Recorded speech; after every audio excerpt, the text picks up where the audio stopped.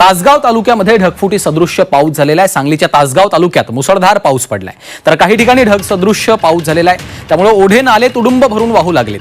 कौलगे, सावळज आणि खुजगाव इथं परिसरामध्ये तुफान पाऊस पडलेला आहे। त्यामुळे काही ठिकाणी ओढ्यावरील पुलावरून पाणी वाहू लागल्याने वाहतूक देखील ठप्प झालेली आहे।